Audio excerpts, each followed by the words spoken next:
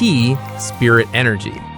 This is the classic life force system where characters train their bodies and breathing until their inner energy can be felt, shaped, and released. It draws from real-world East Asian ideas about Qi and martial arts traditions, then anime turns it into visible aura, pressure, and signature techniques.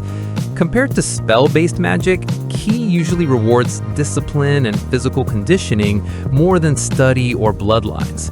It matters because it makes power feel earned and measurable, and it gives stories a clear path of growth. Practice, control, mastery, and then a new level. Mana, spellcasting magic. This is the broad fantasy style system where power comes from tapping a magical resource and shaping it through words, symbols, rituals, or will.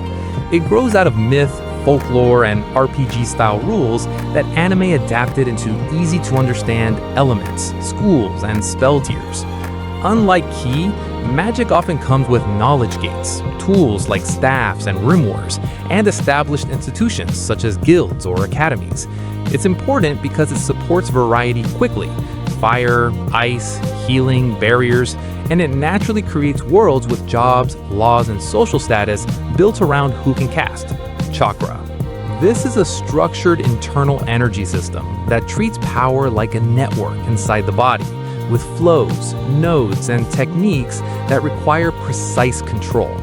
Its roots are in South Indian religious concepts, reinterpreted through pop culture, then organized into clear training steps and name techniques.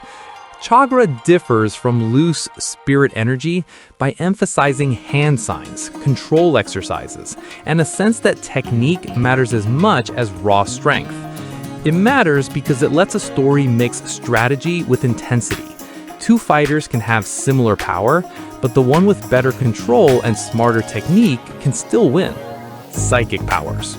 This system focuses on the mind as the source of power, with abilities like telekinesis, telepathy, clairvoyance, and mental domination. It grew out of 20th century sci-fi interest in ESP, then anime blended it with school settings, secret labs, and government agencies. Psychic power differs from magic because it often feels clinical or neurological, and it may come with burnout, headaches, sensory overload, or emotional triggers. It matters because it creates tension without physical contact, and it raises stakes around privacy, consent, and control in a way a simple fireball never can. Summon spirits and familiars. This is a system where power comes from calling, binding, or partnering with an external being that fights for you or lends you abilities. It pulls from religious and folkloric ideas about spirits and demons, and it also echoes older fantasy stories about wizards and their familiars. Unlike internal energy systems, it's relational. Strength depends on contracts, compatibility, and sometimes negotiation or sacrifice. It matters because it turns combat into teamwork and drama, and it gives writers a way to externalize a character's fears, desires, or hidden side through the summoned partner. Manifested guardians. This is the type where a character's power appears as a distinct entity or avatar that acts like a weapon, bodyguard, or extension of the self. It developed as a stylish way to visualize abilities, so powers can be understood instantly on screen without long explanations. Compared to summoning spirits, manifested guardians are typically not separate characters with their own goals. They feel like a personal embodiment with rules tied tightly to the user. It matters because it makes battles readable and creative, and it lets a story show personality in physical form, like a signature silhouette standing behind someone. Burst energy. This is power that's born from negative human emotions and accumulates everywhere there's fear, hatred, stress, and pain, so the world literally produces fuel for monsters. The concept draws on Japanese ideas about curses and defilement, and Jujutsu Kaisen translates this into modern urban language. Curses emerge from people's everyday anxiety, and sorcerers learn to turn dirty emotion into a clean tool. Unlike familiar life force energy, the source here is inherently toxic, and the key skill is not becoming its prisoner, but holding form without letting feelings break your control. Alchemy and equivalent exchange.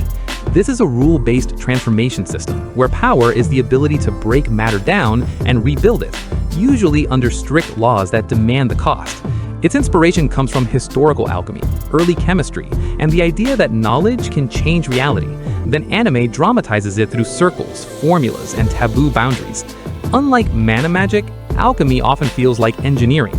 Preparation and understanding can beat raw talent, and shortcuts can be catastrophic. It matters because it ties power to consequence, so every miracle has a price, and every easy win becomes a story problem. Technology-based power systems. This is where strength comes from devices, suits, implants, weapons, or engineered tools rather than inner talent, even if it still looks flashy. It grew alongside mecha and sci-fi anime, where the spectacle of machines was part of the appeal, and progress itself was the theme. Technology differs from spiritual systems because it can be built, stolen, upgraded, mass-produced, and regulated, which changes the politics of power completely. It matters because it makes power feel accessible and societal, not destined, and it creates conflicts about control, corporations, militaries, and what happens when the wrong people get the latest upgrade. Mechs and pilot synchronization. This is a specific tech system where the power is a giant machine, but the real limiter is the human connection needed to operate it at full capacity. It evolved from early mecha stories into deeper ideas about synchronization, trauma, identity, and the body-machine boundary. Unlike simple technology upgrades, mech power often depends on the pilot's mental state, compatibility, and teamwork, so the same machine can perform differently across people. It matters because it turns battles into character moments, and it makes the spectacle feel personal, like a fight happening both outside and inside the cockpit. Card, item, and artifact systems. This is the kind where abilities are stored in collectibles, cards, keys, relics, rings, or sealed objects, and using power means activating, combining, or upgrading what you've obtained. It traces back to mythology about enchanted items, and also to modern toy and game culture that shaped many anime franchises. Compared to internal energy, artifact systems emphasize discovery, collection, and planning, and they make loadout choice as important as raw skill. It matters because it creates clear goals and progression, and it supports varied episodes where a new item changes the rules without rewriting the whole world. Nen, Vows and Limitations. This is a system where internal energy is first disciplined through basic control techniques, then transformed into unique abilities that work better the more precisely the user sets rules for them to work. The idea grew out of the familiar aura concept common to fighting genres, but gained a rare strictness for anime. Power here doesn't just increase, it's constructed like a set of rules. The main difference from most personal ability systems is that vows and self-imposed limitations aren't just decoration, they're the engine of power. The more serious the cost and risk, the stronger the effect, and the more reliably the ability stays within bounds. This matters because such rules make fights both fair and tense at the same time. The viewer understands exactly what a character can do, what they can't do, and what stakes they accepted to gain their advantage.